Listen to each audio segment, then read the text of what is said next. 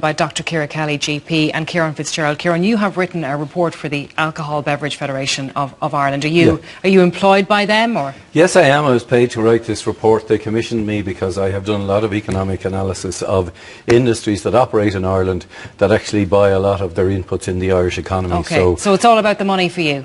No, it's not all about the money. I think that's very facetious to state. It is an economic analysis that looks at all the aspects of the drinks industry, from the fact that it employs 92,000 people, the fact that it pays 2.3 billion euros in tax, the fact that it exports 1.2 billion euros every year, and in fact was the strongest part of our food and drink export business, and the fact that as part of it's hugely supportive of tourism. Now, when you look at all the dimensions of the industry, you have to look at alcohol abuse. And I looked at alcohol abuse because you cannot look at one aspect of the drinks industry and say let's demonise this part, and let's concentrate, let's ignore the alcohol harm piece, and let's just only deal with the economic impact. You must deal with the whole, and that's what the government is doing, because the government is promoting the growth of the drinks sector, has targeted an increase in its growth and its exports. So what I looked at was, yes, it has a huge impact, particularly in the regions. There are lots of situations where foreign direct investment companies are not investing in the regions. In Ireland, the drinks sector does. It buys product in the region, and through the pubs it supports tourism in the region. So there's an overall economic impact. But as part of that analysis, I looked at the issue of responsible consumption and the industry's role in if you like, dealing with that and standing up and being, if you like, involved in loads of initiatives over 20 years that try and address responsible consumption. Do we have a problem? Yes, we do have a problem with people who over-abuse alcohol consumption. I mean, it would be ridiculous to deny that.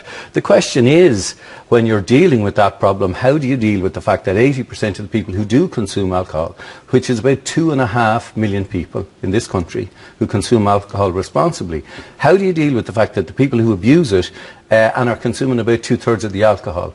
How do you deal with that part of the abuse, deal with public health messages that address that, and don't penalise everybody else? All right, so should we legislate just for the few who abuse alcohol, Ciara? Well, that would be great, Claire, if it was just the few, but I think it's quite clear, and study after study has shown that it is a myth to suggest that we drink, with a minority of us having a problem with alcohol and the majority of us drinking responsibly.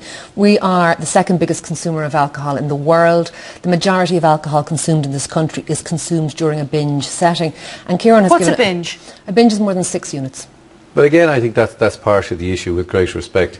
A binge has been redefined as what it was 10 years ago, which was the consumption of your weekly units, 21 units at one time, into somebody having 6 units. Now, Kieran, with respect, 21 units is a ridiculous amount of alcohol for anyone to consume. But it's actually quite dangerous. So if you'll just let me finish. But a binge being defined as 6 units. The economic benefits that you're talking about there with revenue and exports don't even offset the cost to our health service. Yes, they do. No, they don't. Absolutely. No, they don't, because you just gave us the figures of 2.2 and 1.2 billion, but it's 3.7 billion we spend on health and cleaning up. That's not true, actually. We spent 10 billion actually as a country on alcohol. We spent 6 billion consuming it. We spent almost 4 billion in the clean-up.